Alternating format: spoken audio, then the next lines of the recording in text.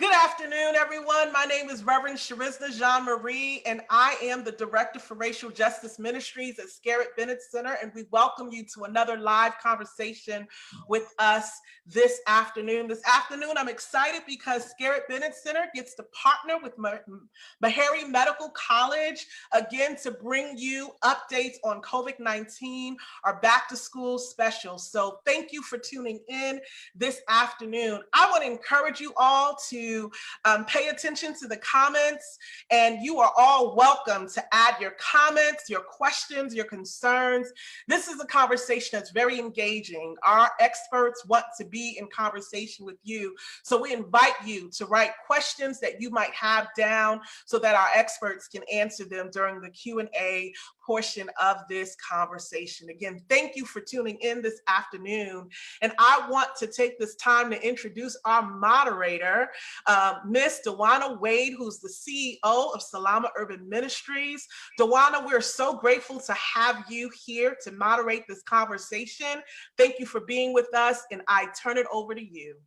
Awesome. Thank you, Scarritt Bennett, but more importantly, thank you, Charisma Jean-Marie, as the Director of Race and Justice at Scarritt Bennett. You've been doing awesome work, amazing work during this pandemic, and we see it and we appreciate it, and it's necessary for our community. And so I'm really glad to be here this afternoon. This is a topic, unfortunately, the pandemic and going back to school, that is near and dear to my heart. As the CEO of Salama Urban Ministries, we're a small organization nestled in the Edge Hill area right here in Nashville, and we serve primarily Black and Brown students after school and during the summer. And our focus is academics, performing arts, and spiritual development.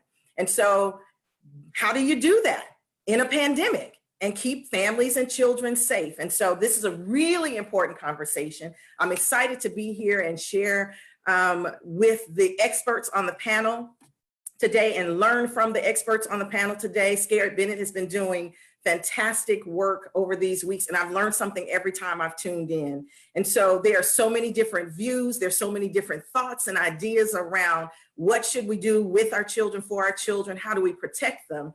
And leadership from Meharry Medical College is working hard to make sure that we're getting that information out. And so I'm grateful that we'll be having an opportunity to really talk about the equity challenges and the disparities in how this pandemic is negatively affecting us more than it's affecting others, and what we really need to do as a community and as parents and as folks who care about these issues, what we need to do to address them and keep our families safe. And so with that, I am going to introduce to some, present to others, the one and only president and CEO of Meharry Medical College, Dr. James Hildreth. I have to be honest, he has lots of titles and does lots of things, but he's my favorite part of the mayor's COVID press conferences on Tuesdays and Thursdays. And so I trust what Dr. Hildreth says, and I'm glad to have you here, Dr. Hildreth, today, and invite you to introduce yourself. Thank you so much. And let me just first say how happy Meharry Medical College is to partner with Scarritt Bennett on this important topic.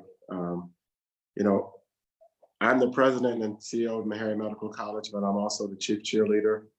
I have to say that from the students, the staff, the faculty, I could not be more proud of how they've all stepped up in this disaster to try to help people and make sure that we're preserving life and doing our best to get the science out there. So my role in the mayor's task force was at the beginning, and still is, to make sure that the science is understood by people, because I think if we understand the science, we can make better decisions. So with the time I have today, I just want to tell you what the virus is, what it's not, some of the things that we can still do to protect ourselves, and just close with a few words about the vaccine, which I think is encouraging and important. So first, the virus that causes COVID-19 disease is actually called severe acute respiratory syndrome, coronavirus number 2, SARS-CoV-2. It's a close cousin to SARS, the virus that caused the SARS outbreak in 2003. It is also a close cousin of the virus that caused the MERS outbreak in 2012. So those were the other 2 coronavirus pandemics. What makes this different is that in those first 2 cases, you had to come into contact with an animal of some sort to acquire those viruses. In the case of SARS, it was these privets, these are small cats. In the case of MERS, it was camels. So unless you came into contact with those two animals, your chance of getting the viruses were actually quite small. The difference with COVID-19 and SARS-CoV-2 is that we are the vectors. We're transmitting the viruses to each other. And that's why the virus has raced around the globe, has infected almost 17 million people, has killed quite a large number. And what's really remarkable to me is that the United States of America, which only accounts for 4% of the world's population, accounts for 25% of all the cases and almost 25% of all the deaths. And that really says a lot about what we've done as a nation to try to respond to the virus. I've been studying viruses for 42 years, and I think myself and others who are in virus research can honestly say we've not seen a virus quite like this before. And one of the reasons is that this virus uses a protein as its way to get into cells that is fairly ubiquitous, but is involved in a lot of important pathophysiological processes. The receptor is the angiotensin converting enzyme number 2. It's found in the lungs, it's found in the GI tract, it's found in some parts of the brain, it's found in testes. In fact, it's found in a lot of places, even in blood vessels. So the range of diseases that you see after infection for those who get disease is quite remarkable.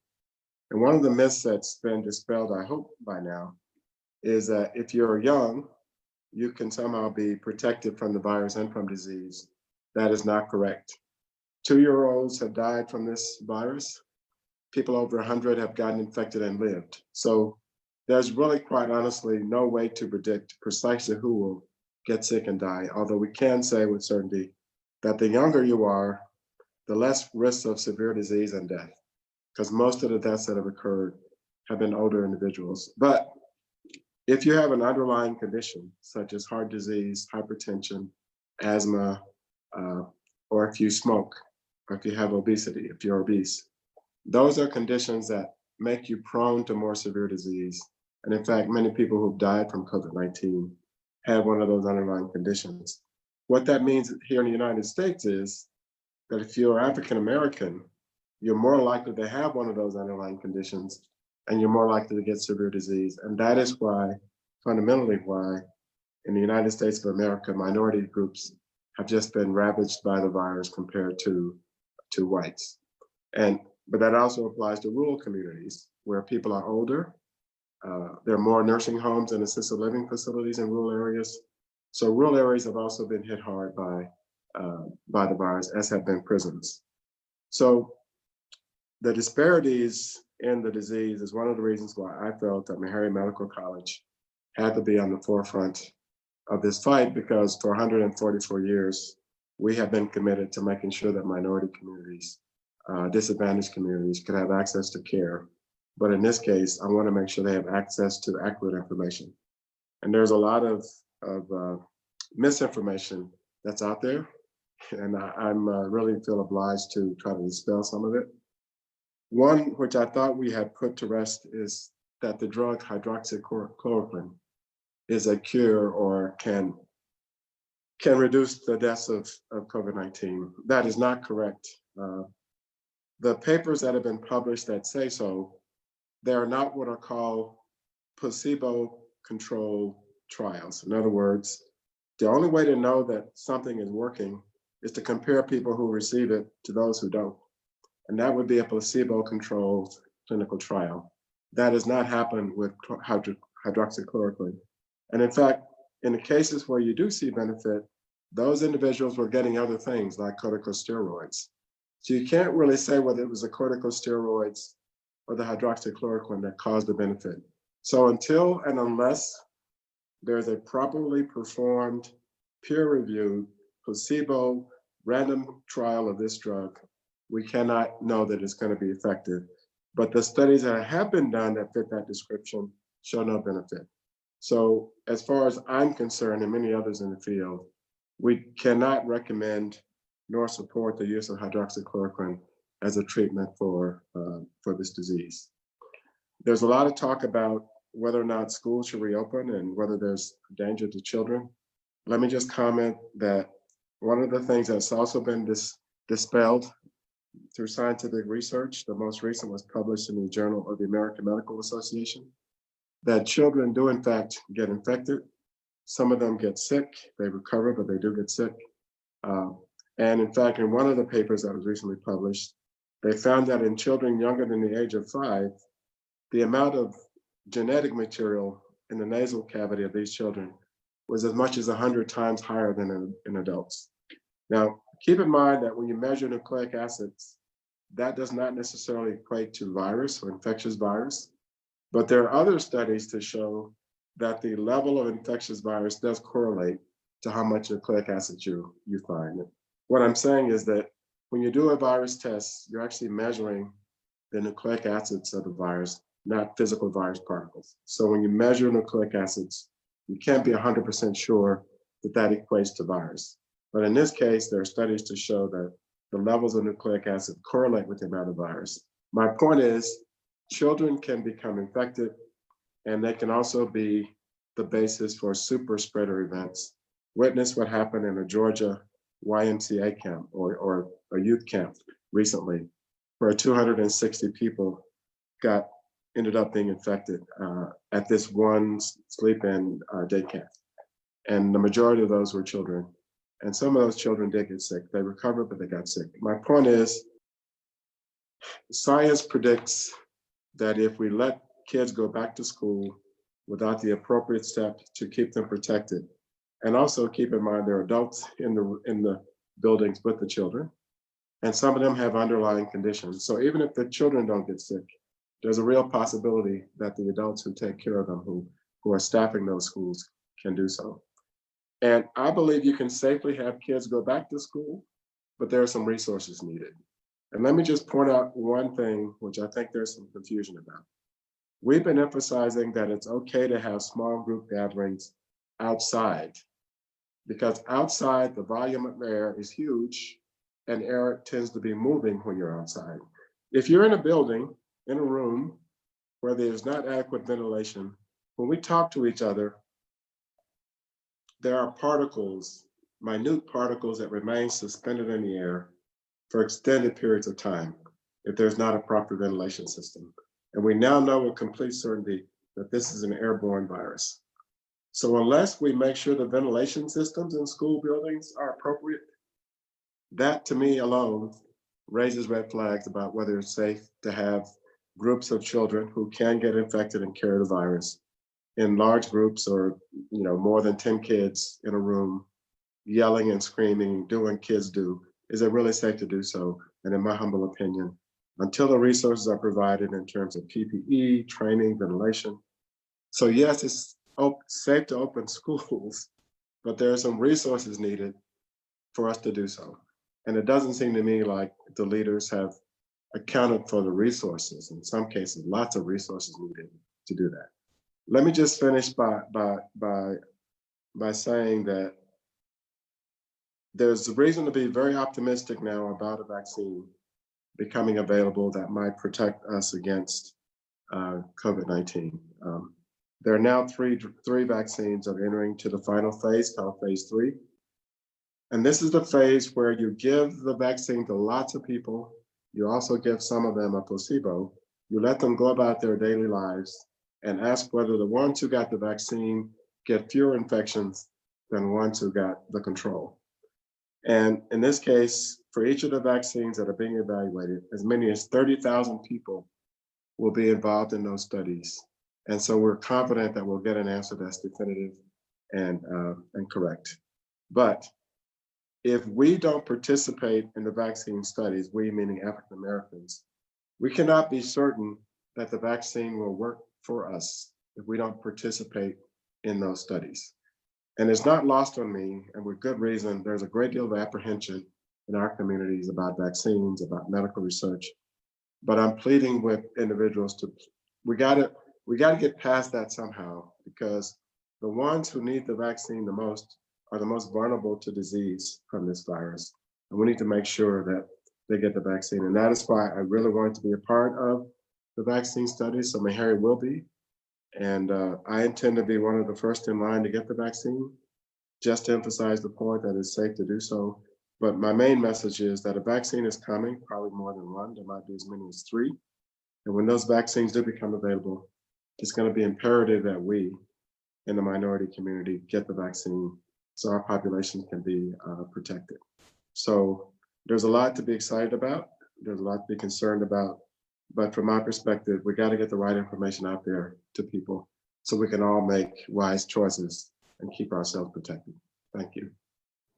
Dr. Hildreth, thank you for that important information. And I have to be honest with you, oftentimes when you talk, there are certain things that I don't understand. And I appreciate that you go back and you break it down so that anybody can understand what you're saying. And so to hear you talk about, there's a lot to be optimistic about, also a lot to be concerned about, and that there are ways that we can actually participate in helping to eradicate this pandemic.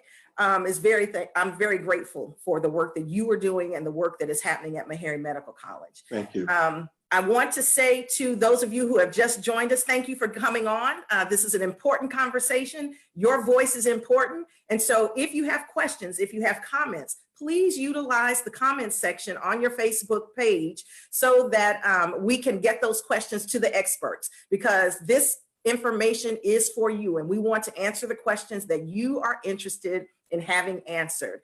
And so after Dr. Hildreth, I have the pleasure of introducing to you Dr. Calvin Smith, and he holds many titles as well. All of these people on this panel today hold many titles, and I'll have them tell you what they do, but he is with internal medicine at Meharry Medical College and has been participating in a number of these webinars and Facebook Lives with Scarritt Bennett, and is also a voice, a trusted voice, a very well-prepared voice in this fight. And so, Dr. Smith, the time is yours.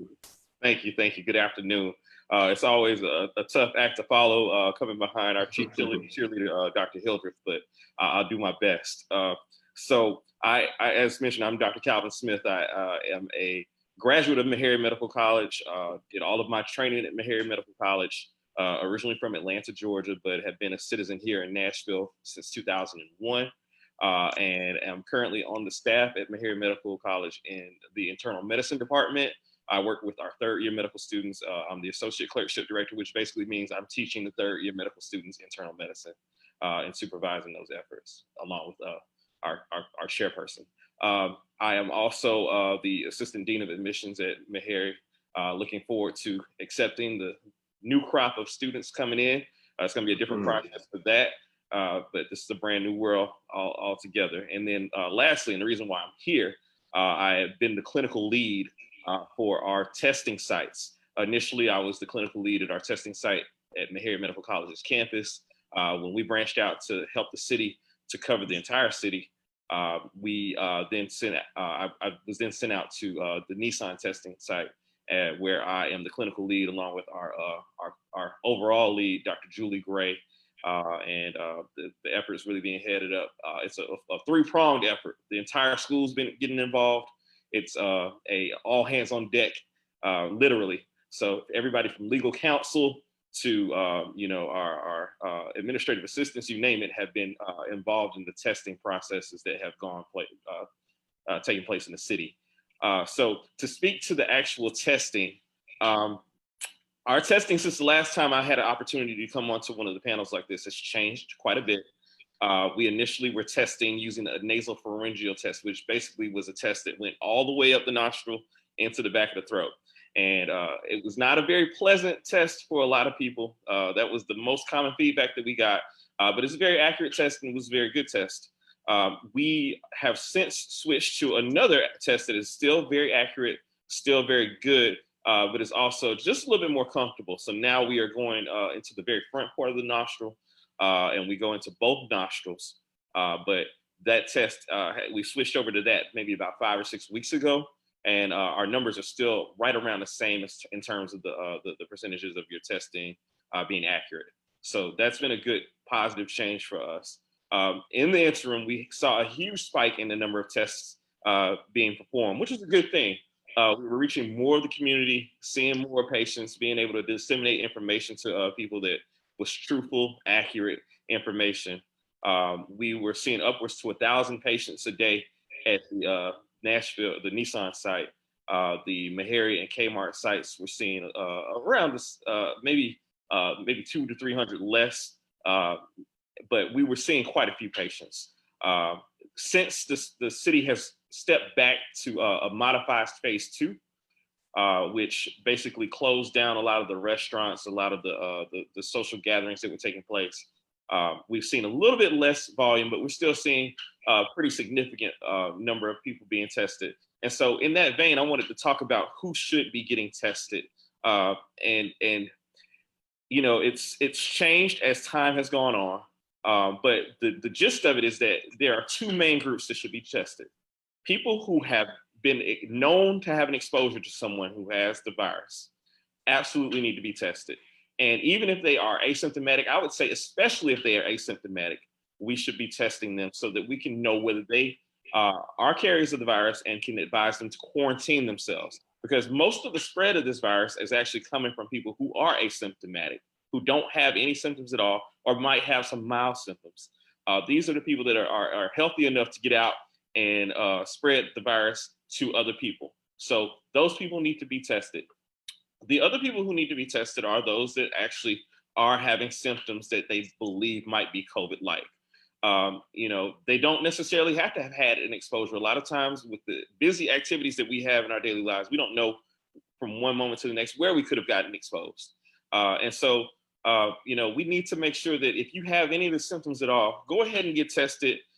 Know with some certainty whether you do have the virus or not, again, so that we can help control this until we get a vaccine, until we get some helpful treatments, as Dr. Hildreth pointed out. We're really fighting a battle where we can only affect it on two major ways: avoiding people being, you know, contact precautions, things of that nature, social distancing, and contact tracing. And I know a lot of people have been kind of reticent to not really wanting to participate in contact tracing. But contact tracing, essentially what that is it looks at who you've been around in the time period in which you may have been exposed, and alerting the people around you that there may have been an exposure and for them to get tested. Once we can kind of isolate these people into these circles and know who they are and where they are, we can prevent people from spreading it even further. You know, the contact tracing element is a real underrated aspect of trying to help control this virus until we can get some good cures. To speak to what Dr. Hildreth mentioned about a vaccine coming out and the history of medicine with African American people, we're aware of that. You know, at Meharry Medical College, we're very transparent about our mission of worship of God through service to mankind. And one of the things that we do is we make sure that we train a diverse group of individuals, you know, and we're HBCU. So our target audience are Black and brown people. And so our students are coming from that particular background. We're training them with cultural awareness to try to get past some of these racial disparities. And that's one of the things that we do talk about with our students is the historic distrust. Everything from the case of Henrietta Lacks to the Tuskegee experiment to the various tests that were performed on Nashville natives and in between. And we're aware of that, but we have a voice at the table now. And I think that's very important for people to understand that those that can be trusted and should be trusted are actively involved, are on the panels, on the boards, on the task force. We have an active voice and we speak up, whether it's popular or not, you know, whether we're receiving hate mail or not, we're going to speak up and speak out to protect the best interests of our people. So that being said, you know, I'm out on the front lines. I'm helping out with a great number of other people who are doing a lot of strong, heavy lifting. But I'm glad to do that, glad to be a part of that. The last thing I wanted to mention was, as Dr. Hildreth announced to our college recently, I was appointed to the Board of Health for the city of Nashville. And so, you know, I also have an active voice from our community, our perspective, from our college, to make sure that our interests are met here in the city. So glad to be on the panel, glad to answer any questions that they may have. Thank you, Dr. Smith. That was good information.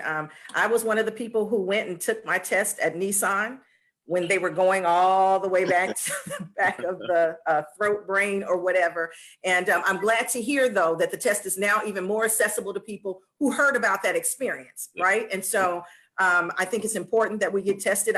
I'm sure one of the questions is going to be, do we really children tested and how often and all of those kinds of things. And so I'm looking forward to hearing more, and I appreciate your efforts and all of the work that you're doing with the students and the faculty and at the testing sites. It's very important work. And now I have the wonderful opportunity to introduce to you all, to some, a friend of mine, and I'm very happy to be able to say that. And so you all, please welcome Dr. Kimberly White Etheridge, better known as Dr. Kim. She's been involved in so many things in our community for so long and has done wonderful, wonderful work in our community in the arena of public health. And I want to read for you her specific title, one of her specific titles. She's the Assistant Director for the Division of Public Health Practice at Meharry Medical College. And I know her to be concerned and intentional around the work of public health, especially again, as it affects Black and Brown people in this city and across the country. And I'm very, very excited to hear from Dr. Kim, because she also is in pediatrics, and she's going to talk to us about advice for parents and for the community in keeping young people healthy. She's going to talk to us about regular doctor visits and telehealth and all of those kinds of things. And so let me turn this over now to you, Dr. Kim. Well, thank you so much, Duana. It is a pleasure to be on a panel to see you again, and also with my meharry colleagues and my new colleague, Dr. Green here.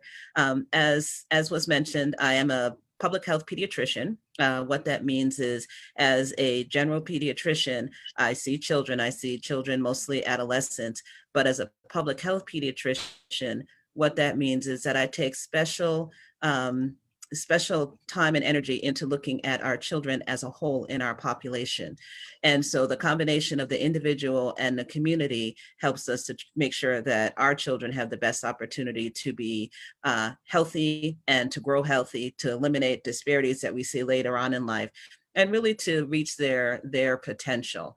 And so with that in mind, I think that as far as COVID and this pandemic is going, one of the major things is making sure that we are keeping our children healthy.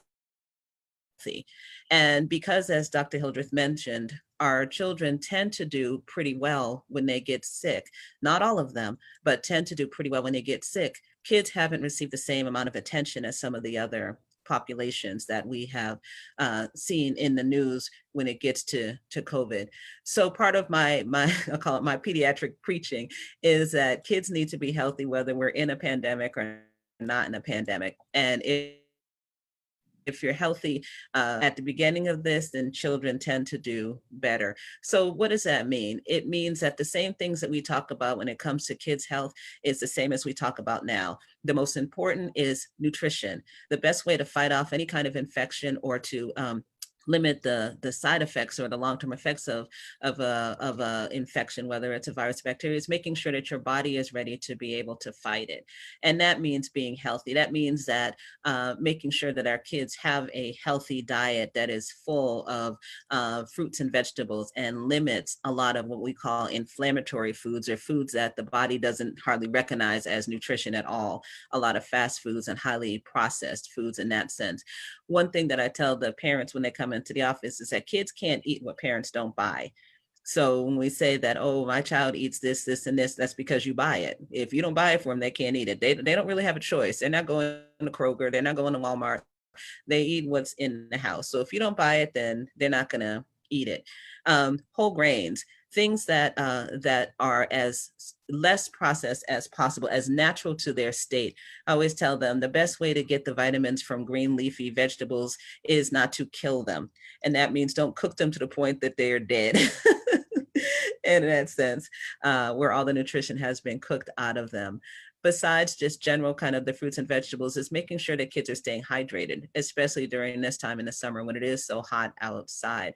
And for a lot of our families that may not have the privilege of air conditioned or central air. Keeping hydrated in the house when it's hot is just very, very important. And hydration is water. It doesn't have to be Gatorade. It's definitely not, cup after cup of juice. It's just plain old water in that sense.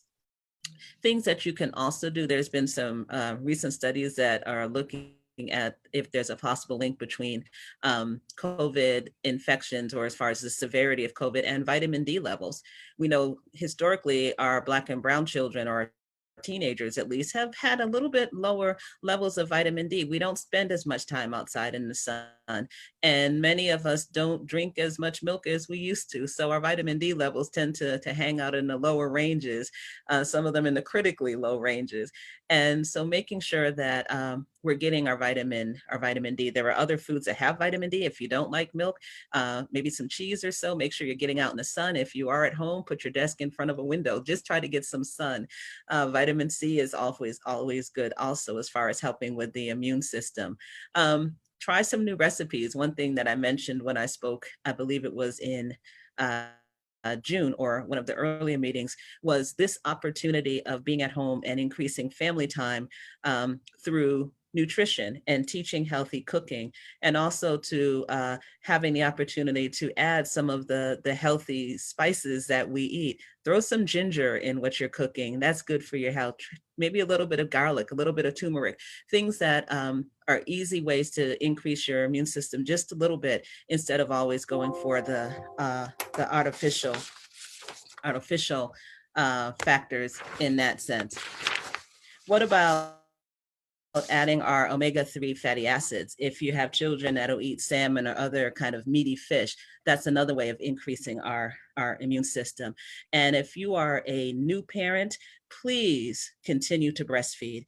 Breastfeeding is and always will be the best source of nutrition for infants. And there are ways to encourage and to continue to breastfeed even around the time of COVID. Mostly is around making sure that we're taking good attention to hygiene issues in that sense. So nutrition is always going to be number one.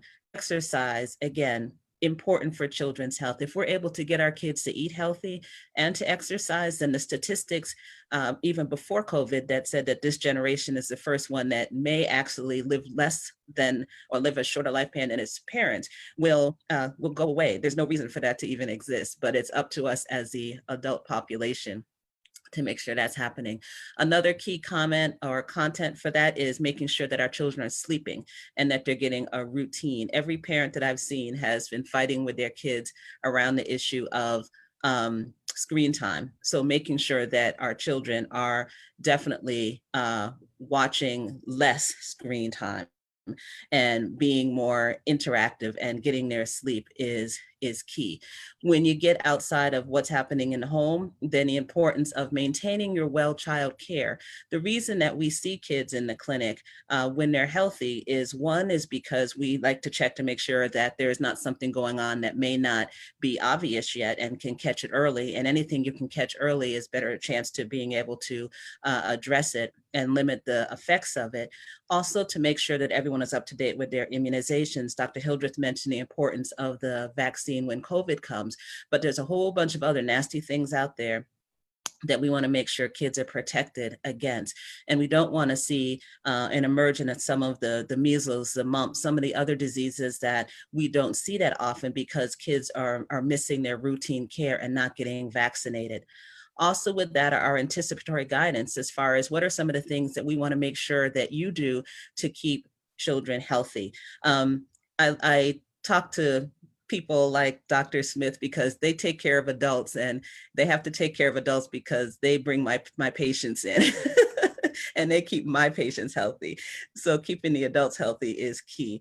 When it comes to the issue, as Dr. Hildreth said, about opening schools, it's all about the resources, it's all about a plan, and it's all about being data driven, following what's happening in the numbers so that we know when the appropriate time to say ready, set, go and get the kids back in school. School is the best place for kids. We all want our children back in school, especially our Black and brown children that tend to fall behind quicker because excuse me, it's more of a struggle to stay up to date, especially with our million-word deficits that we're seeing in our babies, and also the fact that school gives our students the opportunity to not only socialize, but also to learn from each other.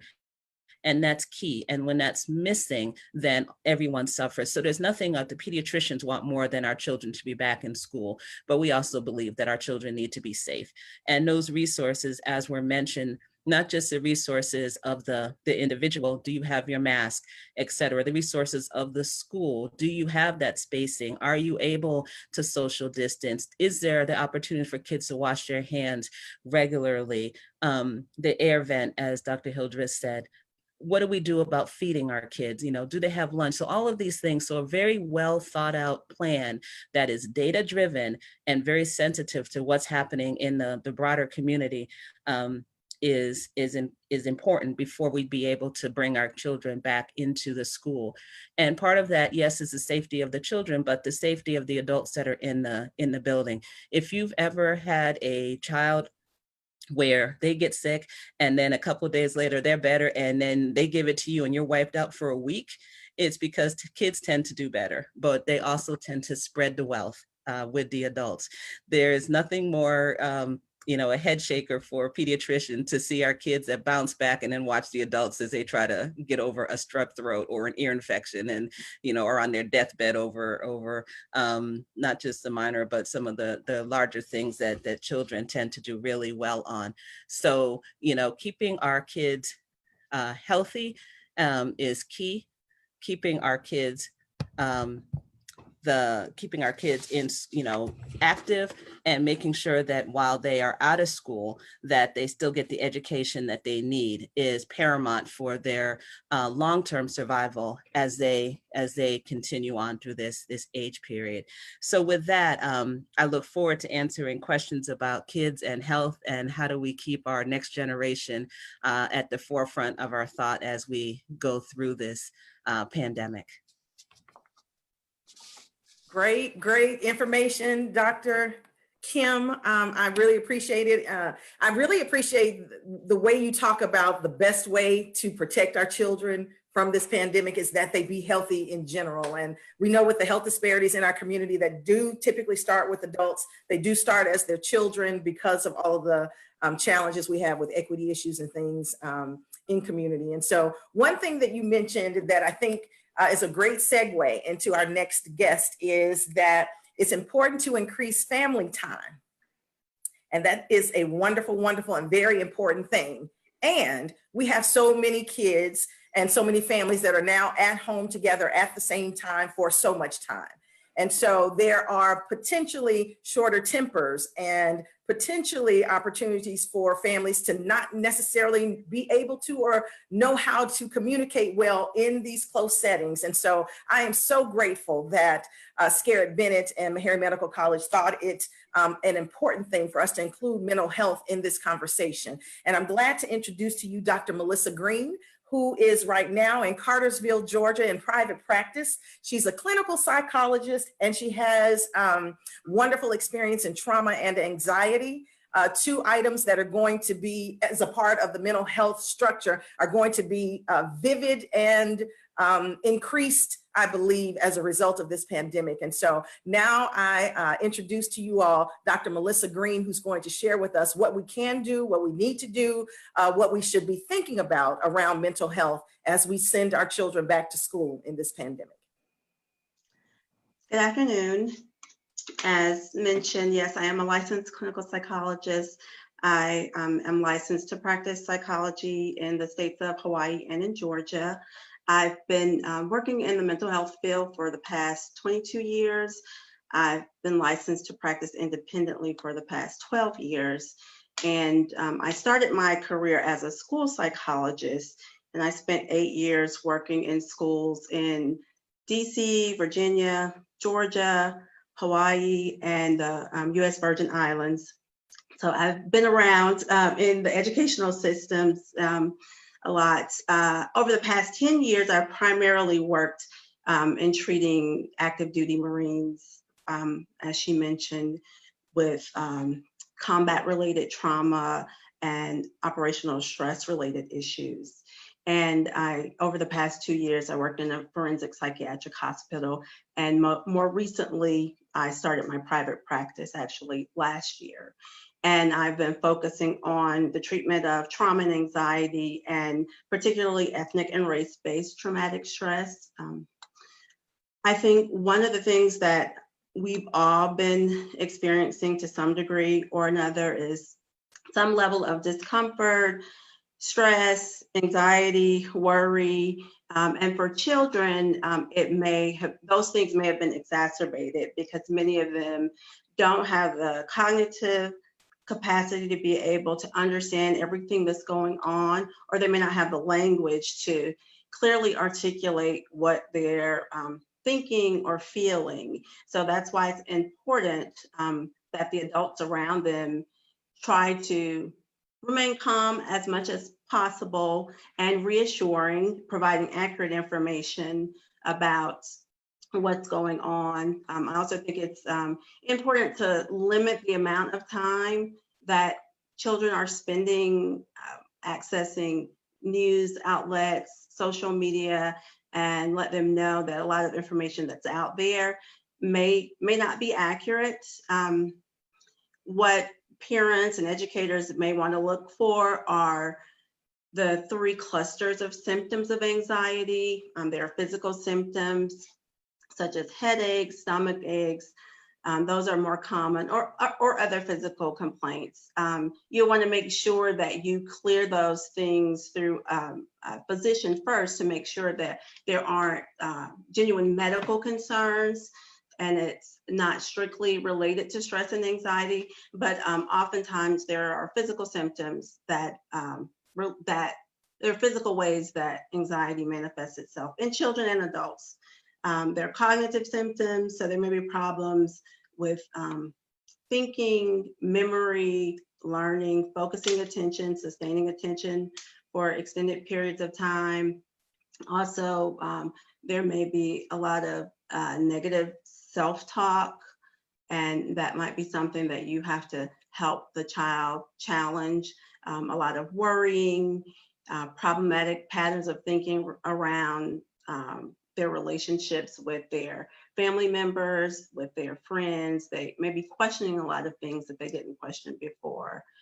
And the third cluster of symptoms of anxiety, those are behavioral symptoms. And this is something that may be more prevalent amongst younger children. We may see them acting out inappropriately, or we may also see behavioral symptoms such as having difficulty sleeping, falling asleep, staying asleep, withdrawing from the family, things of that nature. So those are some things to look out for in your children. Let's see. So other things to be aware of for parents as well as educators. I think one of the things that often happens when we experience stress and anxiety, we look for somebody to blame. And we see in our society lately, there's been a lot of blaming. And so try to minimize that, in front of your child, and minimize it if you happen to see that they are actually expressing themselves in that way as well.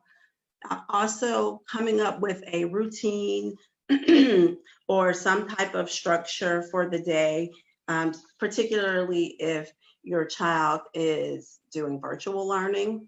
One of the things about the pandemic or any type of transition that makes it feel scarier and sometimes bigger than what it really is that unpredictability, uncertainty. And with this pandemic, there's a lot of uncertainty and unpredictability for all of us. And so if you can put some things in place so that there's a routine, so that your child can have some predictability, it will give them some confidence in being able to anticipate what's going to happen or what's likely to happen. And that will help them to relax a little bit better. I think you mentioned previously family time, socialization. There's a lot of emphasis on social distancing. And I always say, you want to social distance, but you don't want to emotionally distance. And so there are a lot of different creative ways that people are making sure that the social distance does not become emotional distance. Many families are having Zoom chats on a regular basis. They may also schedule like family outing times where they go out for a walk, which I think is really a great idea, to get out and be active as well, because many people are staying inside for longer periods at a time, and that also can help can adversely impact your mental health. So getting out, being active, staying inside oftentimes, particularly if you're not doing what you would normally be doing, it can result in children, adolescents, and adults not really feeling like they are contributing to society in a productive way, which could lead to thoughts of sadness, depression, more negative self-talk. So getting the family out, walking, dancing, making sure that you're connected to that social support system, whether it's within your family or outside of the family, is important. And I think for those who feel like they may need more support, there are several resources that you should be able to access. Some are school level, some are national level. Every school has a school counselor, a school psychologist who may not necessarily be on site, but you should have access to that person, and a school social worker. All of those people have some level of training to support your child's emotional well-being. Also, there's the National Association of School Psychologists. They have a website. It's NASP, N-A-S-P, online.org. And they have a lot of free and helpful resources for parents as well as for educators. And each state has a state school psychologist association that you may be able to access for support. In the event that you feel like you need a higher level of support than that, meaning maybe individual therapy or family therapy, you can first maybe check your insurance panel to see if there are mental health providers who are available. Most therapists are providing therapy virtually, and so that that's more convenient for a lot of people, more accessible. And if you can find someone through that directory, through your insurance, that's one way. Also, there is psychologytoday.com. It's an online magazine that has a national directory of therapists. You can just put in your zip code and find somebody who's close by. You can review their profile. There's a website called Therapy for Black Girls, and the people who are listed there, they have a specific interest and focus in working with people of African descent, particularly women or girls. And then there's another website that I would recommend if you need therapy, and it's called Open Path Collective, Open Path Psychotherapy Collective. And it is a nonprofit organization that partners with a lot of mental health professionals who agree to offer low-cost therapy. And so there's a range, I believe, from about $30 to $60 per session. And you can just go on there, find someone in your area, and you can negotiate with them a rate that may be affordable for you. And I think that's all I have. I'll be happy to answer any questions that anybody might have. Thank you, Dr. Green. That was really, really good information, especially the resources that you offered. And so there are also lots of local resources, and we'll be able to get those in the chat to you all and invite you all to those in the audience to touch base back with Scarritt Bennett's Facebook page for those resources that are locally available, but those national resources are also very important, because this is a time that we don't know what is going to happen even further, and our mental health is more important now. And I believe that the best care for our children's mental health is good quality mental health care for our parents as well. And so thank you for talking about the breadth and depth of adult and childhood mental health. And so I believe that there are lots and lots of questions that have come across the chat box on Facebook, and we invite you to continue to ask those questions. I am going to invite Sharizna Jean-Marie back to the screen so that we can go through these questions and get to some specific answers that the community is interested in. Sharizna? Thank you, Dewana, and thank you all so much for the great information. We do have a lot of questions, so I'll just jump right on to it. This question is on vaccine, and so I'm going to assume, Dr. Hildreth, this goes directly to you. Are the people or anyone else who have information on vaccine? Here's the first question. Are the people getting the vaccine for the purpose of the study be expected to commingle with others with the mask? So the study design is to give people the vaccine and then ask them to go about their normal routines, including mitigation for the virus. Because this study is meant to determine efficacy. Does the virus actually produce an immune response that protects you? And so when you're given the vaccine, you'll be given instructions about a lot of things, but you'll probably be asked to maintain your normal routine, which will include mitigating to protect yourself against the virus. It's rather like what we do when we are giving the HIV medications to those who are at risk. We give them the medication as a way to keep them from getting infected. We also ask them to do all those other things that they need to do, including practicing safe sex. So it's the same thing. Dr. Hildreth, would you say a little bit about why it's important for the Black community to participate in this study? You know, historically, we just have a very traumatic history with science. And so, but the reality is we need science and we need people to participate in science in order for us to move forward with the kinds of vaccines and advancement in medicine that we need. So I'd like to invite you to share with our audience today why it's important for our community to participate in these kinds of studies. I think it's important that this vaccine be evaluated across the whole spectrum of our population, because we know that older individuals need to be protected. And, you know, I think that even children need to get the vaccine to keep them protected so they don't become spreaders. But the point is, while our immune systems are virtually identical, there are some genetic differences in a gene locus called the histocompatibility locus. And that marks each of us as being unique.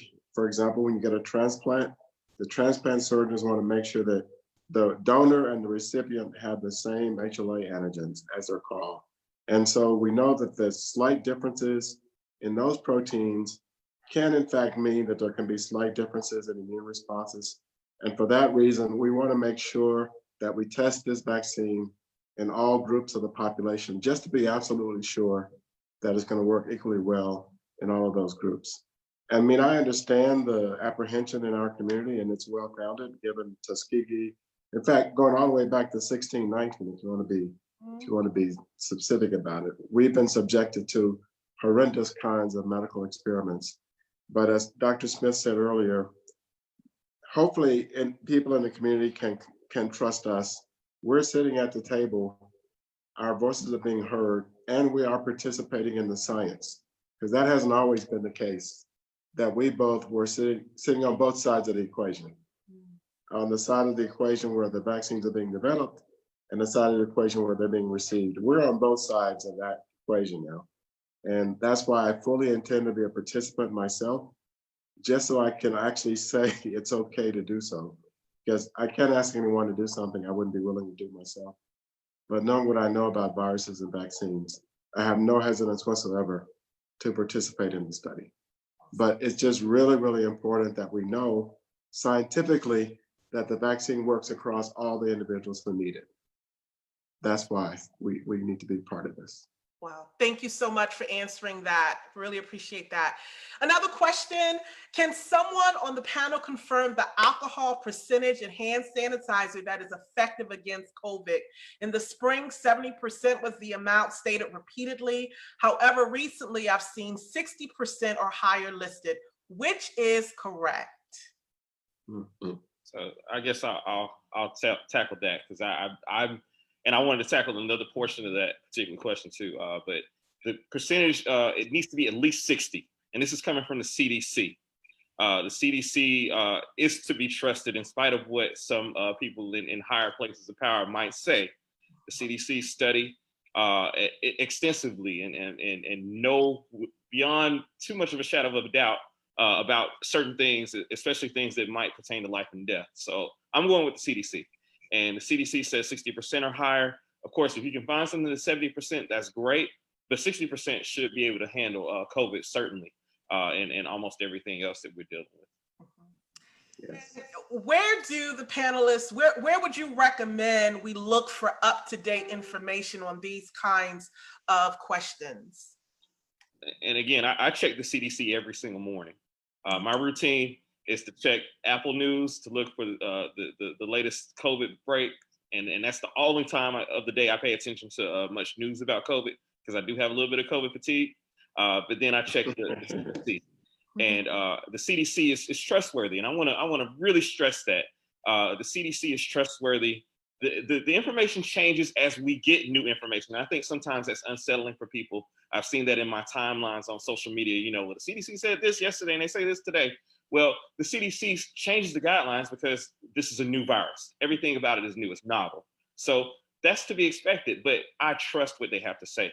And I think I'll turn it over to other panelists, but that's my opinion on it. I think that's good. And I'd also add the looking for information from the American Academy of Pediatrics is good source for kids, because a lot of times kids are assumed to be small adults and they're not. So there's specific information that is relevant for children that you may not see in some of the other websites that are really catering or kind of have information more so on the adults. But the American Academy of Pediatrics is kids focused and will has the updated information regarding some of the symptoms that we're seeing, some of the studies that have come out in pediatrics, and just some of the other information that may be available around kids. Awesome. Awesome. Here's another question, and this is a question that's near and dear to my heart because I have several of my nephews and my niece who's going back on campus. And so the question starts with actually gratitude. Thank you for all you and meharry have done to help Nashville during this time. I have a freshman getting ready to move on campus. What can we do to prepare her to stay safe on a college campus? So not just in the classroom, but in the dorm rooms, the common areas, common bathrooms. What are some things parents who are moving children in to their campuses should know, should have with them, should be bringing with them to keep their children safe? Anyone can answer. I'll start. Just so Go ahead, Dr. Kim. I'll just do from my pediatric standpoint, that is a wonderful question that I can say so many parents are grappling with that now as they are packing their kids up to head sometimes across country where they know that they are going to be out of their reach. But I think that the one is knowing what the university or the college has put in place around the COVID response, and being able to make sure that they follow the plans. Many colleges and universities have spent a significant amount of time over the last 4 months creating the best possible plan that they can for their students to come back and be healthy. But plan is just a plan if it's not followed by the students when they get there. So making sure that even discussing it with your students so that everybody is on the same page, making sure the regular things that we say about COVID, about understanding social distancing, understanding the need to sanitize and wash hands as much as possible, to have your mask, especially in common places, is so key. And also, as is normal with school age or college age kids, when you get a little overtired and your immune system starts to drop down a little bit and you start getting the runny nose and the colds, that you understand that when you're sick, it's a great time to self-quarantine, and to not spread whatever it is might you have, whether it's COVID or whether it's another coronavirus or a common cold. So understanding the policies, being prepared and being educated around how do you protect yourself, I think is key. You know, if you can't find a hand sanitizer, there's lots of recipes on the internet. You can make it yourself, but make sure you have your hand sanitizer. Make sure that you have your mask that you clean regularly. Don't wear the same mask all week long and don't wash it. You have a couple that you can wash and cipher them out. And just make sure if you do have a roommate, I know most colleges are trying to limit roommates, that you have an understanding about who you are each exposing each other to. So that you have a kind of a mutual understanding about that. And just best of luck to them to get back and stay healthy on campus. Dr. Hildreth, I thought you were going to answer that too. Well, I think Dr. White-Thatcher said a lot of things that I was going to say, but the first thing you want to do is to check with the university or college to see what preparations they've made, ask questions about it. As she said, that most of the universities have spent months preparing for this, trying to make sure that resources are in place. Some are able to do this better than others. For example, University of California system has 600,000 students, staff, and faculty. They're going to test every single one of them on a regular basis. They make provisions for isolating positive cases. So again, depending on the resources available to the university or the college, the preparations will be different. But the one thing I would emphasize that Dr. Kim made reference to, make sure your child understands their personal responsibility to keep themselves safe. And a lot of it has to do with who you associate with and their behaviors. So if you know that someone is hanging out in large groups, not wearing a mask, not social distancing, not doing those things, that may not be someone you want to hang out with or be part of that group. So I think this idea of personal responsibility is very important, and that needs to be emphasized to students as they go off to their universities, wherever they may be. That's really, really important that they keep that in mind. Dr. Smith, talk to my 19-year-old twins who's headed back to college in a few weeks, talk in their language and say what Dr. Hildreth just said, but talk to them. The college students who are headed back to college, why is it so important for them to keep these different precautions in place, although they're eager for that socialization? Would you talk to the college students who are tuning in now? I'm not as close to their age as it may appear, but I'll try my best. I'm more out of touch. But so what I would say is just to think about your family. Think about your family. Think about the people that you interact with at home, grandma, grandpa, brothers and sisters, people who might be sick in your family, and you're okay. They may not be okay. And you don't want to be a carrier of these things and bring it home. There's a lot of guilt. And we've seen so many times in the news stories about people who didn't know they had it. They went to a party and came home and mom, dad got sick and they're saying goodbye. And, you know, I don't like to guilt trip people. I don't like to run that kind of, you know, that's not my game per se, but you know, you want to be thoughtful of who you're going to interact with and stand up for yourself. I think in college, a lot of times young adults are finding themselves in college.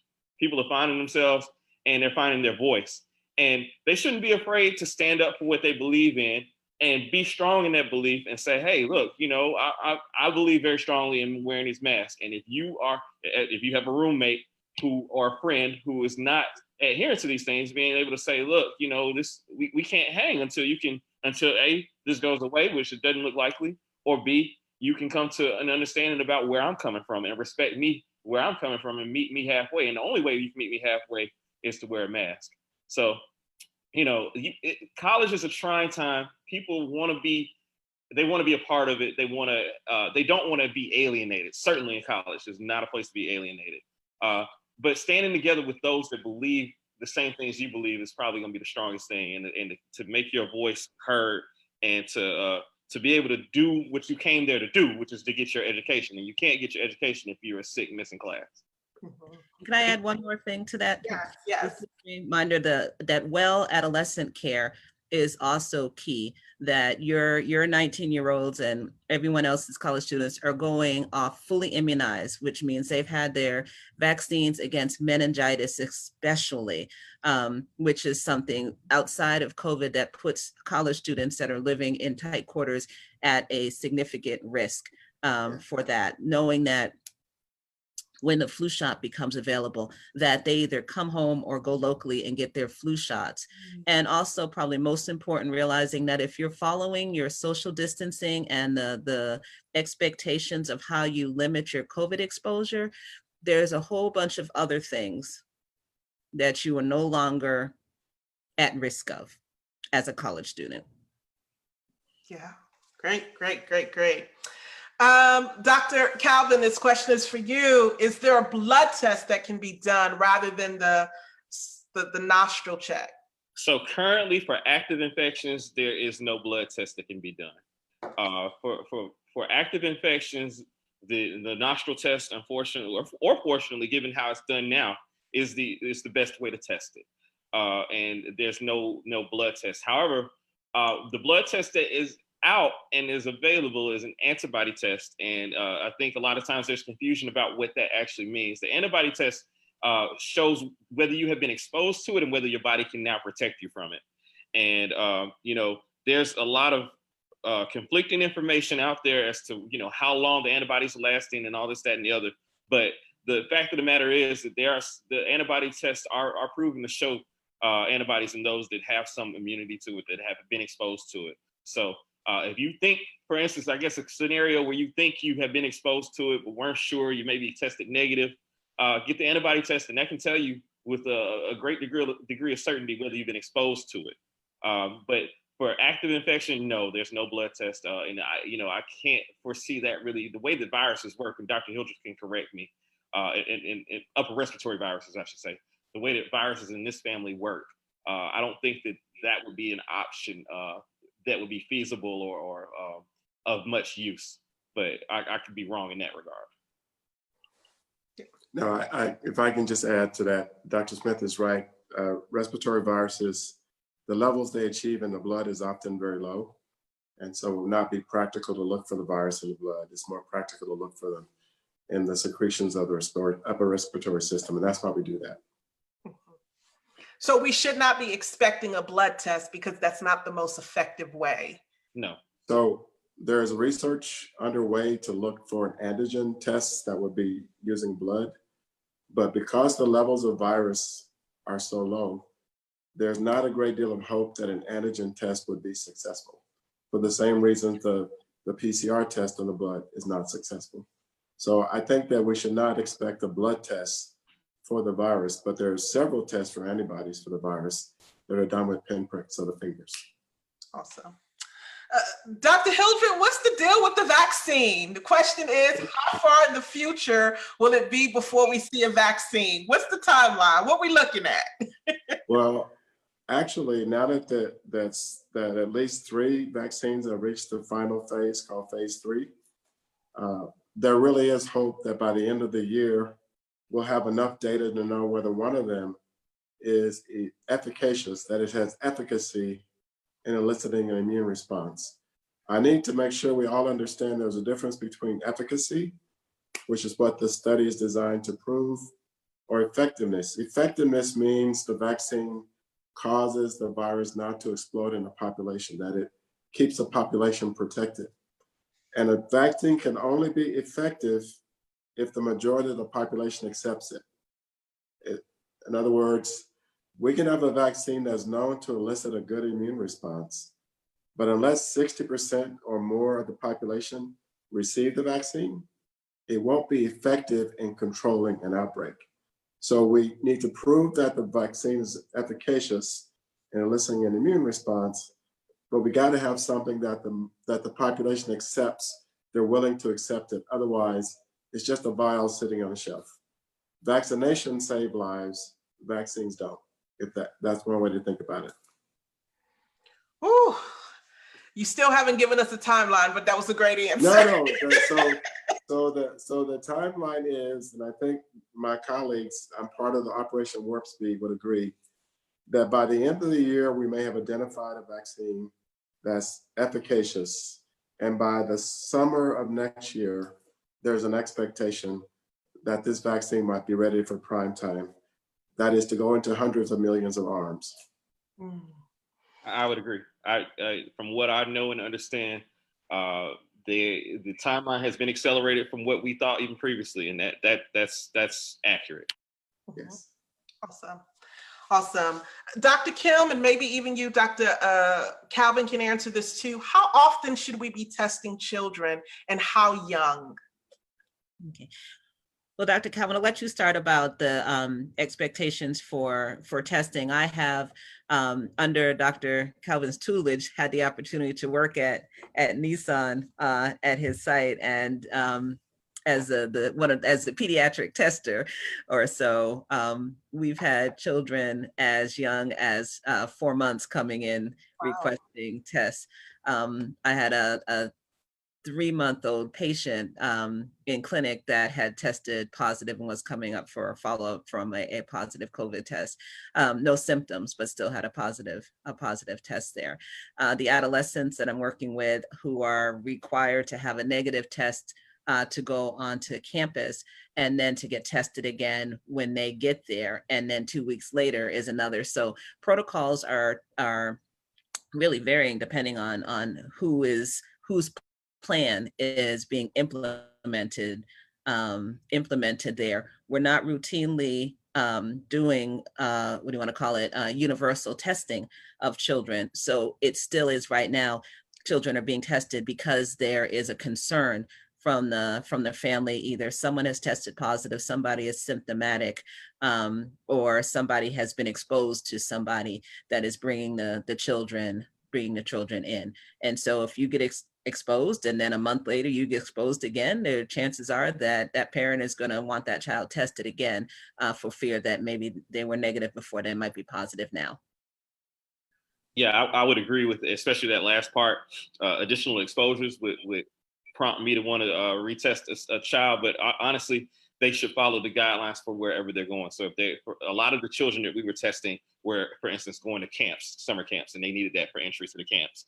Or, if the schools if they're going to be in person, they're going to require them to be there, they should be tested prior to going into the schools, things of that nature. I'm always so glad to see Dr. Kim at the site because she does such a good job with the kids. And as you mentioned, we do see children as young as 4 months.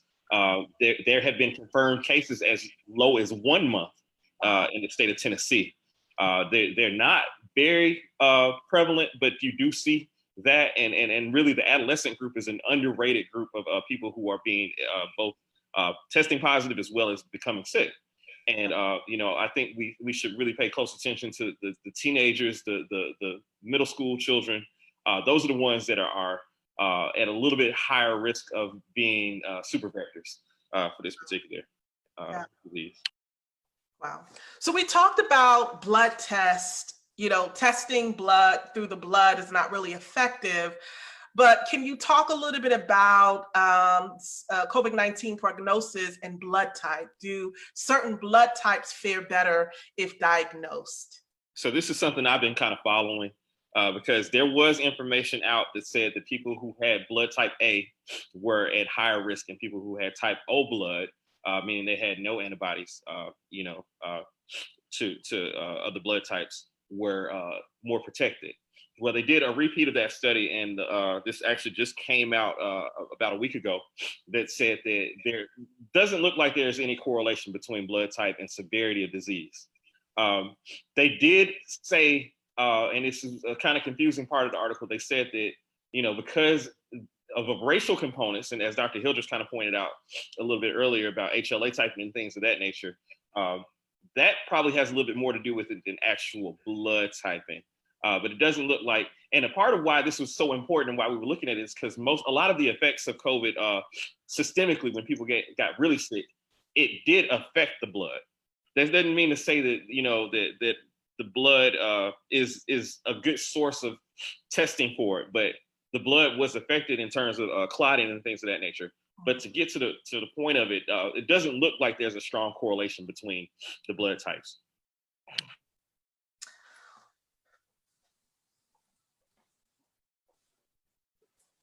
Okay. So, Dr. Kim, you mentioned earlier that women who are breastfeeding should continue breastfeeding. What about the mom who tested positive? Should she continue breastfeeding? And if not, what ways she should be protecting herself and her baby? So the answer to should you continue breastfeeding, as of the science right now, it's yes. There hasn't been an overabundance of evidence that COVID is being spread in the breast milk. The primary issue is that about spreading not through the milk, but just through close contact. And so, as mentioned, hygiene is extremely important, the hand washing, and it is actually recommended that breastfeeding mothers wear a mask if they're positive when they are breastfeeding at that time.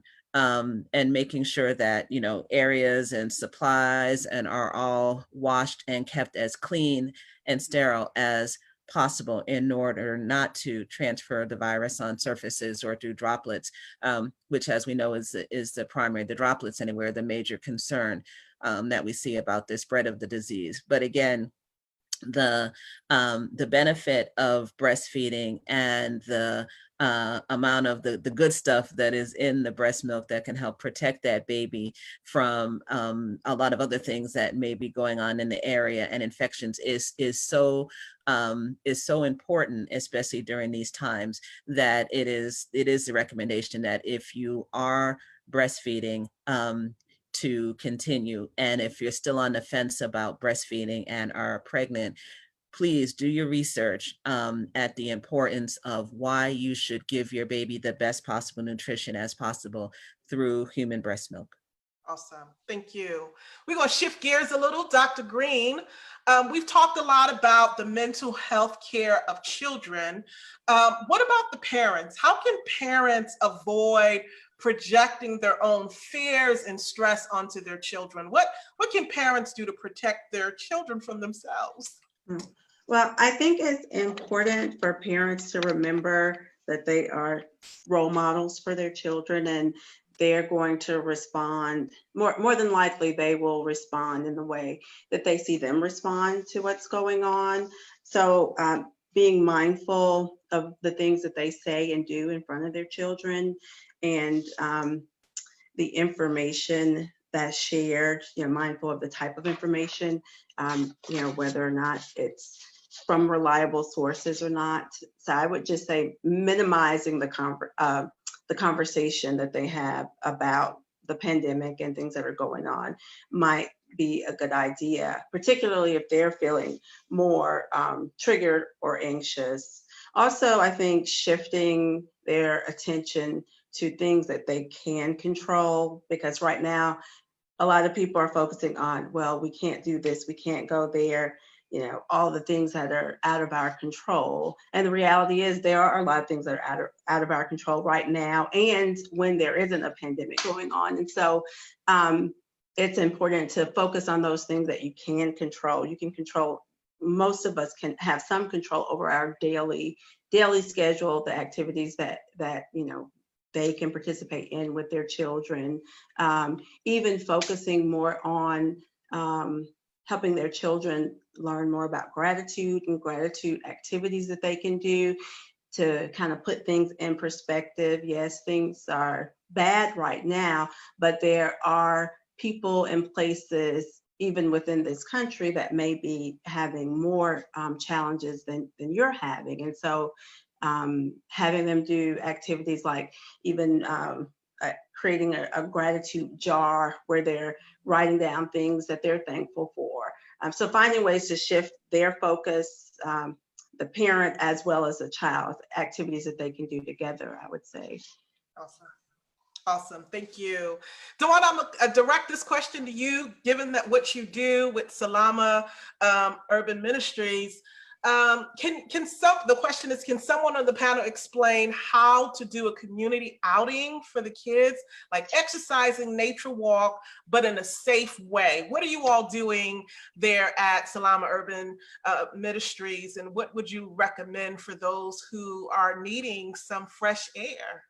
Absolutely. I'm very happy to attempt to answer that question. And so at Salama, we are actually still closed. This summer, we operated a virtual summer camp for our families and had very minimal interaction with them. We provided camp boxes for them to pick up supplies and do activities in their homes.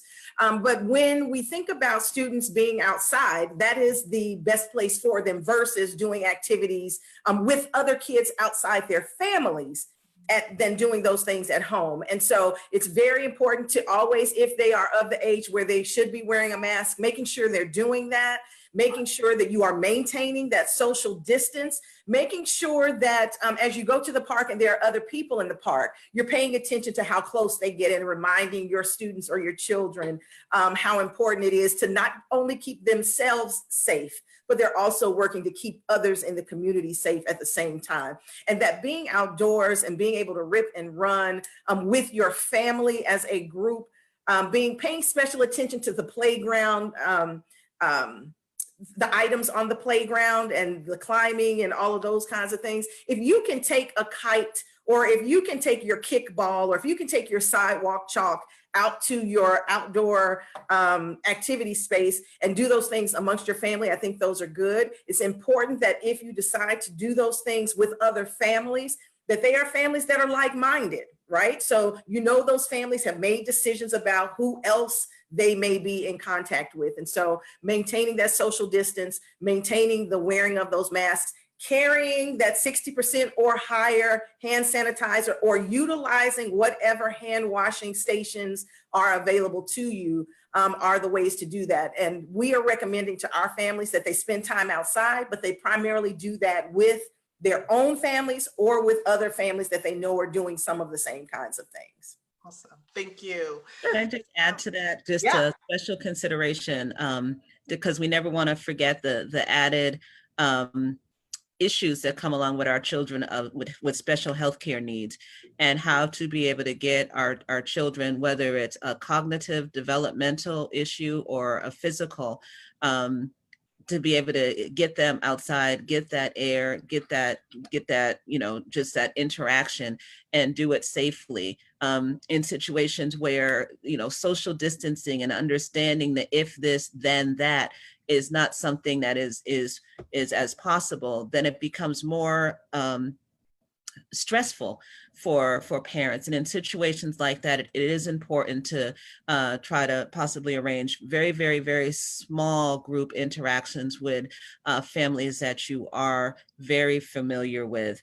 And also keeping in touch with your children's special ed team or exceptional ed team, so that if there are opportunities for activities that can keep you and your child active and engaged, and even also offer a little bit of respite, is going to be key.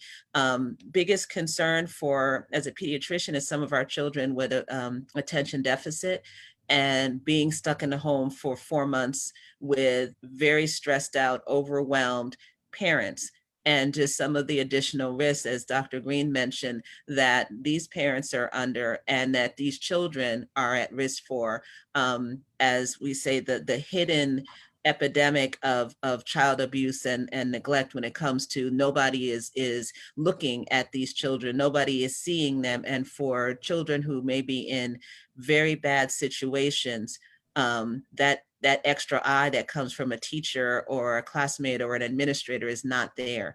And so as a community, even though we're social distancing, just as the Maasai people always, when they greet, how are the children? Making sure that our children are safe, that our children are okay. And that's still going to be a community responsibility for all of us. Yeah, thank you. Dr. Hildreth, are we expecting a spike during the cold season, and how should we be preparing for the cold season? I wouldn't necessarily say, well, from my perspective, people talk about a second wave. We've not really dealt with the first wave.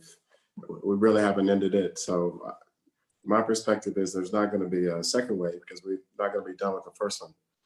And that looks even more like the case as we look at the data in front of us. And a lot of us, my colleagues who are in the field of infectious diseases, worry about what it's going to look like when there's a flu season on top of the COVID-19. It's going to be very challenging because a lot of the flu patients need ICU beds just like COVID-19 persons do. So there's a big concern about capacity, but to the extent that we can mitigate COVID-19 and keep doing the things that we've been talking about, that's going to help a lot. One thing I personally worry about as someone who's been focused on viruses for a long time is that it's not impossible that people could have both viruses, literally be infected by both viruses at the same time. We don't know what that's going to look like. So I would urge those who might have been reluctant to get flu virus vaccines in the past. I'm certainly going to get one this year. I usually get them every year, but I'm certainly going to get one this year to make sure that I don't have to worry about having the challenge of both viruses maybe infecting me. So I think it's going to be a challenge.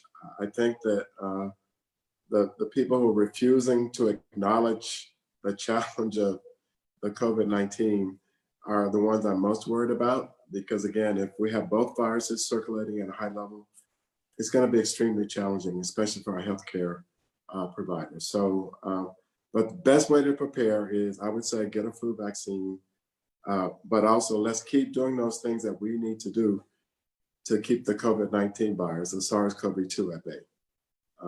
And I mean, there's not much else we can do because again, there's no therapeutic, there's no vaccine.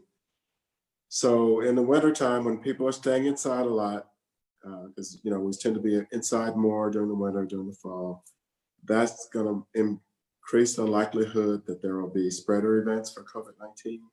Now you add the flu on top of that, it could be very, very challenging. Wow, that's scary, actually.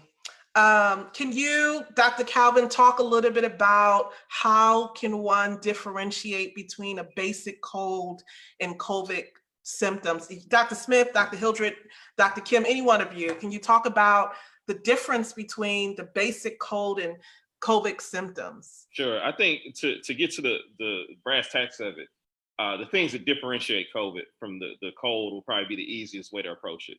And with COVID, one of the things that was unique about it that we know is unique is that loss of taste and smell. If you have that loss of taste and smell, that's really specific to that particular disease. And that can help you differentiate.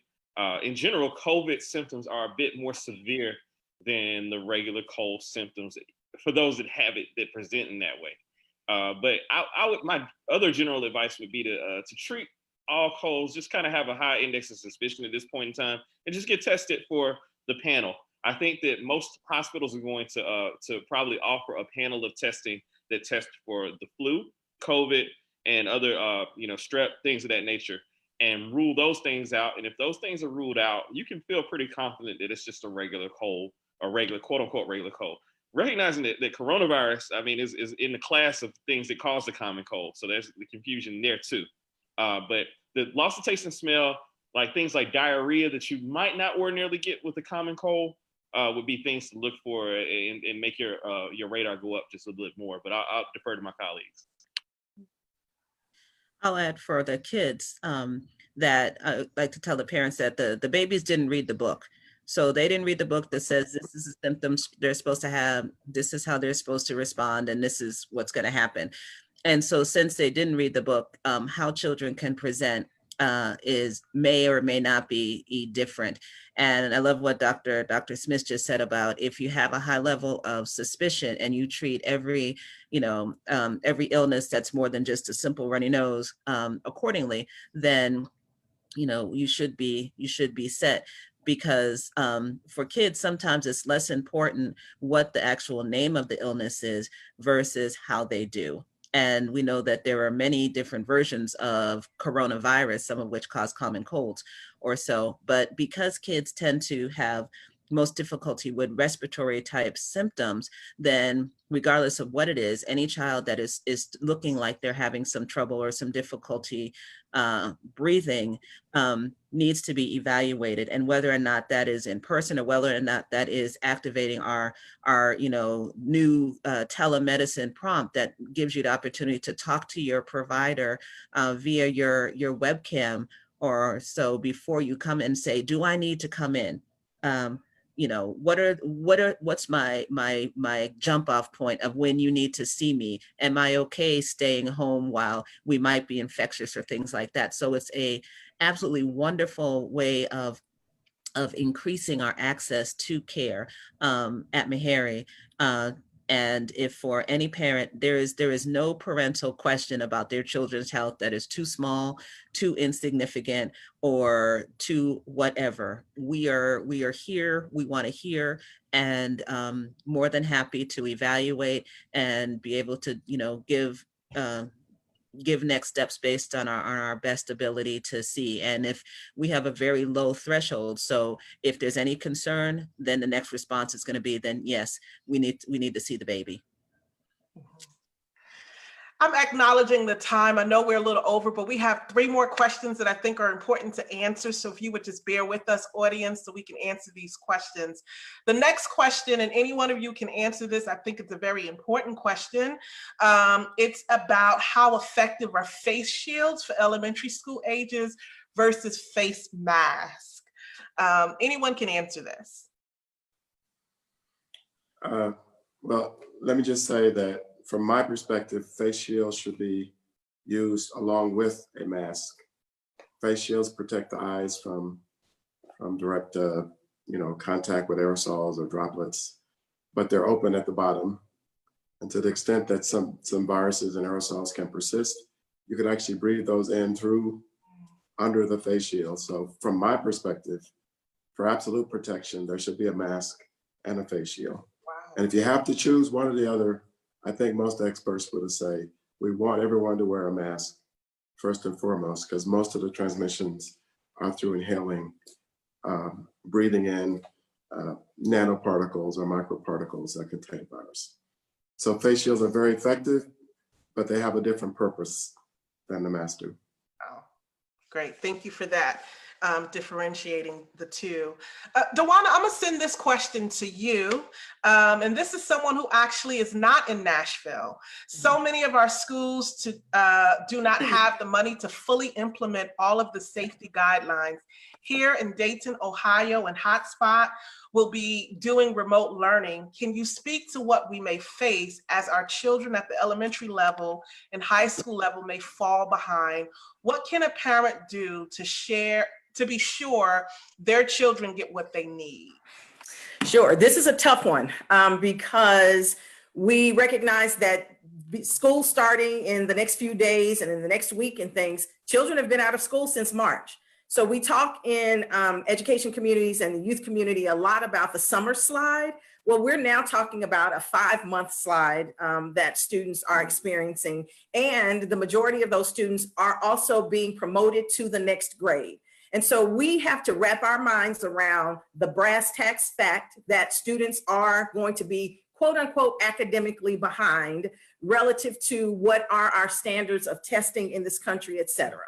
And so if we simply acknowledge that and then recognize that those standards are for benchmarking, and we as parents, we as community members have opportunities and responsibilities to temper those standard conversations. So it's important for us to continue to help our students with their reading and with the math that was old when I took it and is new math now, to the best extent that we have capacity to do.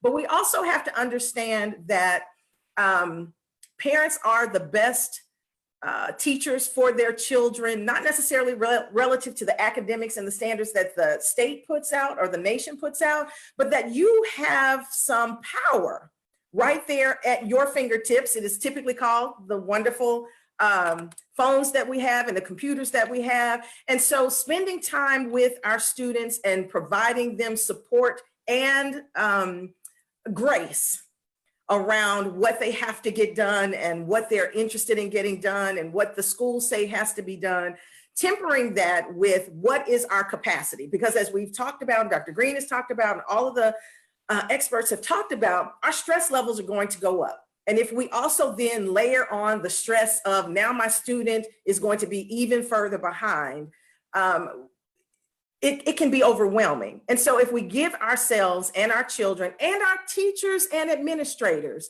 some grace, even though we want to be far ahead of the game and we want high achieving students and all of those things, we also still need to recognize that we're in a pandemic. And so there are going to be things that we don't get on the first try. There are going to be things that our kids and teachers and administrators don't get on the first try. And so we simply have to do our very best to support students. And so that includes sitting down with them and sometimes taking a moment away from the educational lesson that is laid out by the remote learning teachers and doing something around something that's fun for you. When my children were really little, and all of my nieces and nephews, when they were 2 and 3, they got Uno cards and we played Uno to learn colors and numbers and things of that nature. And so figuring out ways that are educational, that can provide students with an opportunity to read more, reading to our children, because we can read, so we can read to our children, but providing some grace and some opportunities for learning outside of the remote learning that schools offer, I think is going to be very, very important. Our teachers are learning how to use Zoom. I've been doing Zoom for a while and still don't know how to do all of the things, right? And so if we expect our teachers who have been thrown into this same situation, some of whom are older than me, who didn't have computers when they were coming through college, are now having to regroup and learn those things. And so I think the best thing that we can do for ourselves, our children, our teachers, our communities, our schools, is to start with grace and then do the very best that we can to have incremental kinds of experiences that are educational outside, right? There are trees in my yard right now that I don't know what they are. We can absolutely go outside with our kids and do some things that we wouldn't normally do that is helpful to them in their education space. But providing that support and that grace, I think, is going to be very important. Great. Thank you so much for that. That was great.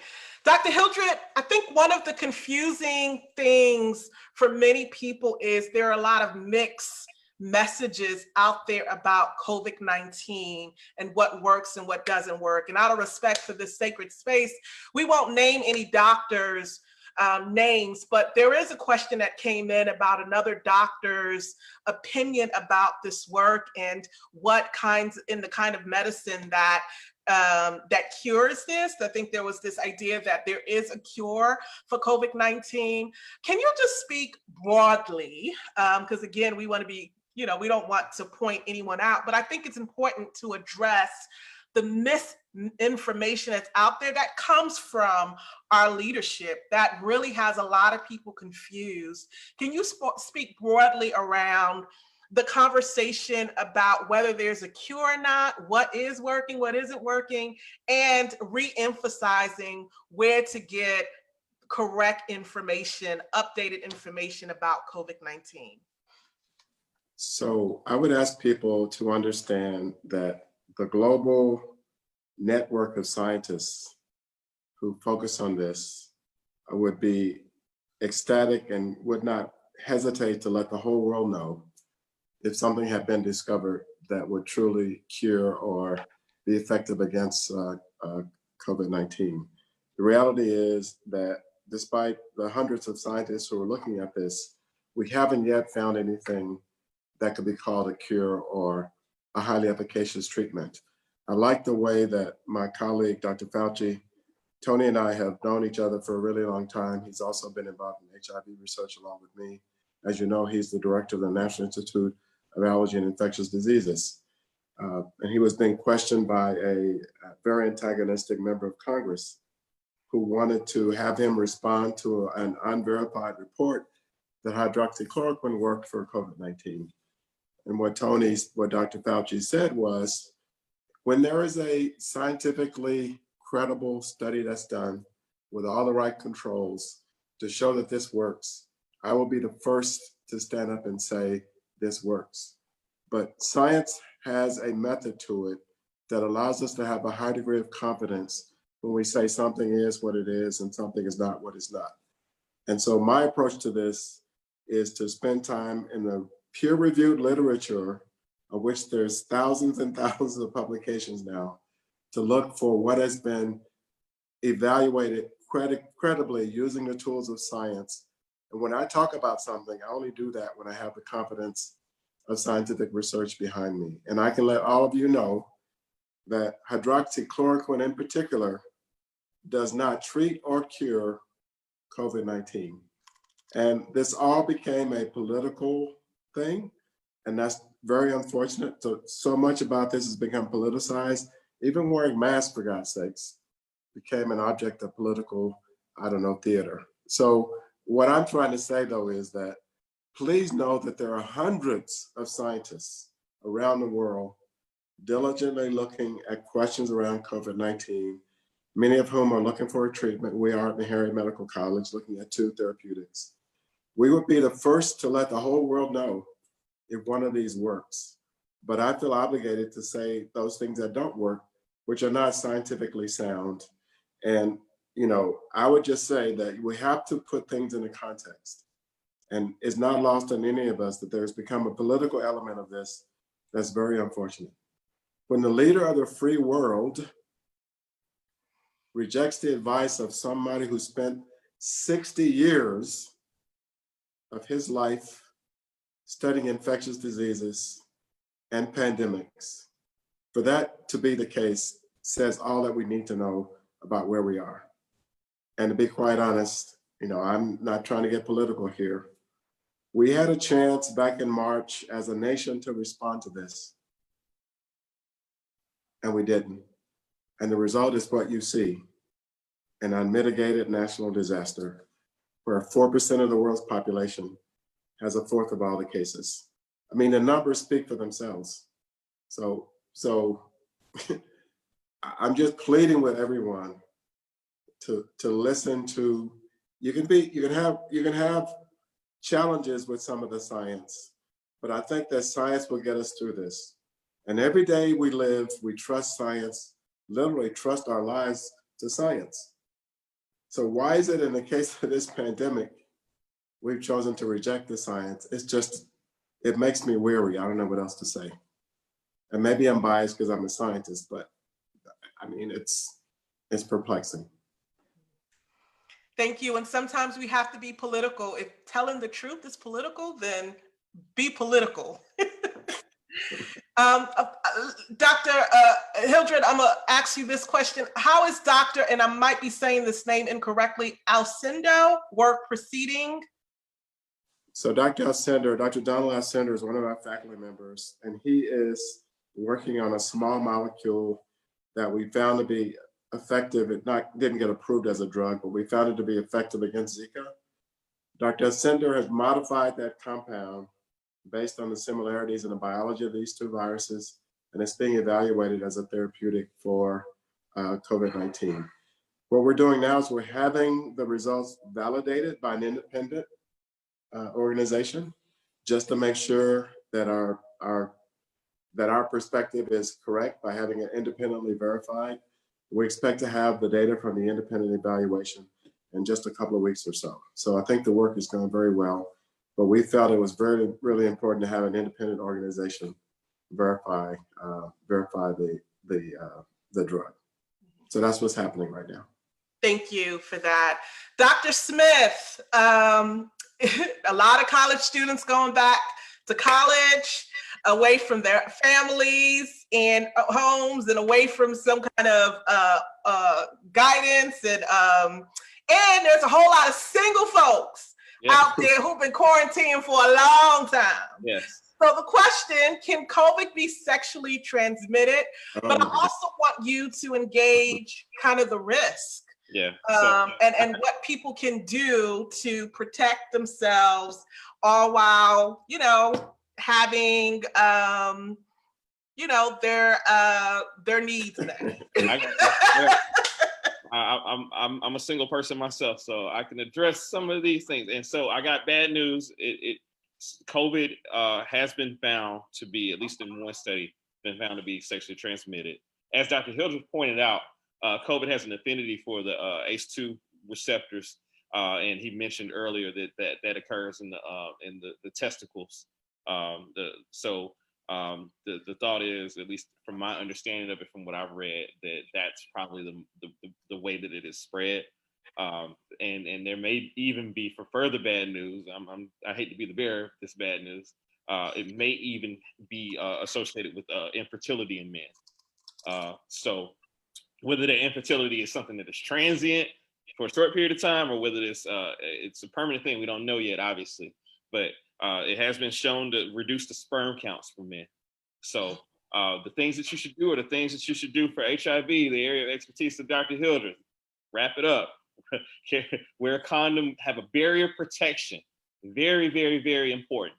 Not just the birth control methods, barrier protection, and be very vigilant about that barrier protection during this period of time, for all singles, because HIV is still around. And as Dr. Hildreth pointed out about the flu, HIV can be a confounder for some of these things too.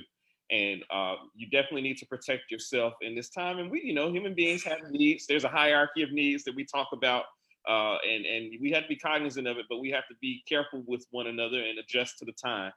There was even one study that mentioned that some people should wear masks while engaging in activities. I don't know how practical that would be, but certainly, you want to do your due diligence in regards to the people that you're dating. If you want to make sure that you guys have been tested, that you spend time with one another in a socially distant kind of, do the Zoom meetings and things of that nature, and let nature take its course but be careful about it. So go get tested for STDs, but also go get tested for COVID before you engage. Yes. Thank you all so much. We know that we have more questions in the comments, but we're just paying attention to time. We went over, and so I apologize if I did not get to your questions. But we're going to ask each of you to offer closing statements as we close this session. And I'm going to start with you, Dr. Green, because we haven't heard your voice in a while. Dr. Green, all the way from Georgia, who's here to share with us on mental health. Would you just give us your closing statements for this session? I just want to emphasize to particularly people of color and African Americans in particular, the importance of taking care of your mental health. I know that traditionally that hasn't been something that has been a priority, but I think right now, I personally have seen an increase in the number of African Americans who are coming to see me, and I've been excited about that. So I would encourage people to reach out to people for support if they feel they need it. Thank you so much. Dr. Melissa Green, we are so grateful for you and your commitment to our community and to the work that you do. God bless you, and thank you for being here with us. Thank you. Dr. Calvin Smith, would you offer your closing statements? So my closing statement is in two parts. The first part is to trust the people that are in place that you see here on this panel, and the people that look like us, and know that we have a seat at the table and a say, and are very vocal. I'm as vocal as I am right now as I am in other meetings about protecting the interest of people that look like me, the people that helped me to raise me, the people that I am friends with and around me. So trust us. As Dr. Hildreth mentioned, he'll be getting the vaccine when it's available. I'll also be getting the vaccine when it's available. And I think that I, as he mentioned, that I wouldn't trust anybody to do anything else that I wouldn't do. So that's the first part of it. The second part of it is a little bit personal. I want to just kind of make people aware that the physicians out here are also at risk for COVID. And I want to give some well wishes to a colleague of mine, Dr. Darren Allen, who was hospitalized with COVID and is home now, doing much better. But just to put a name and face to the people out on the front line. So Dr. Allen, and then Dr. Gray, Amber, Shannon, Dr. Cummings, I know I'm missing Dr. Fremont, Dr. Swoop, who are the leads in the testing for meharry, and everybody else that's working, the countless workers that have done the test and have done the writing for the test and selected and written. Thank you for all of them. Dr. Calvin Smith, we are so grateful for you and your leadership here in this community, all of the ways you are hustling out there to make sure that our community is safe. We're grateful. Thank you. And thank you for being here and offering the wisdom and knowledge that you provided this afternoon. Dr. Kim, would you share your closing statements with us as we close out this session? I think I'll close out by saying, or remember that just like Dr. Smith and Dr. Hildreth saying, the importance of how this is affecting Black and Brown individuals is taking us back to our diasporatic history and about how are the children from our ancestors, and how are the children. If the children are well, then the village is well. If the children are not well, then things are not going good. So how do we make sure that we are addressing the needs of our children, that we're paying attention to our children, and we're keeping them as healthy as they can? For the young ones, that's still an adult responsibility, and we have to take it seriously. Dr. Kim Welch-Edridge, we're so appreciative of you and all of the ways that you show up for our community. Thank you for your wisdom and knowledge and your time this afternoon. And Dr. James Hildreth, who's president and CEO of meharry College, Black scientist, all the ways that you show up. Why don't you provide your closing statement for today? Thank you. And let me just say thank you again to Scarritt Bennett for doing this having this important conversation. I just also want to thank the team at meharry, Dr. Smith, Dr. White-Etheridge. They've just all stepped up to the plate in such a big way. Makes me proud to be the cheerleader for meharry. Just to remind people, the virus is still out there. We're the most vulnerable part of the population. So we need to take it upon ourselves to do everything that we can do, despite all the noise, despite all the confusion. We can take ownership of this problem and protect ourselves, and we need to do just that. And especially to the younger folks among us, you have a particularly important role in this, because you may not be directly harmed by the virus, but you may acquire the virus and deliver it to those who may be done harm by it. So this is one of those times where we have to call upon all of us to benefit the larger whole. So even if you personally are not so concerned about the virus, please be concerned about those that you love, because every time the virus infects someone, the degree of separation between you and the virus has gotten smaller. That's what people need to understand. We're all connected, we're all in this together. So by protecting each other, we're actually protecting ourselves. So please, let's keep doing those things that we need to do to keep the virus out of our communities.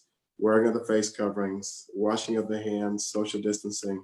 Other people may not do it. We can't be so much concerned about them, but let us do those things that we need to do to keep our community safe. And I think if we can do that, we'll all be better for it when we get past this COVID-19 challenge. So thank you again. And please, everyone, let's be safe and take care of each other. Dr. James Hildreth, thank you so much for your leadership, your expertise, your time, and your yes to the community. We're so grateful for you.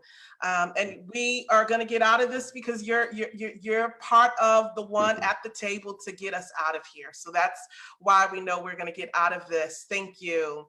And last but certainly not least, our great moderator today, Dawana Wade, thank you so much. And would you offer your closing statements as we end this session?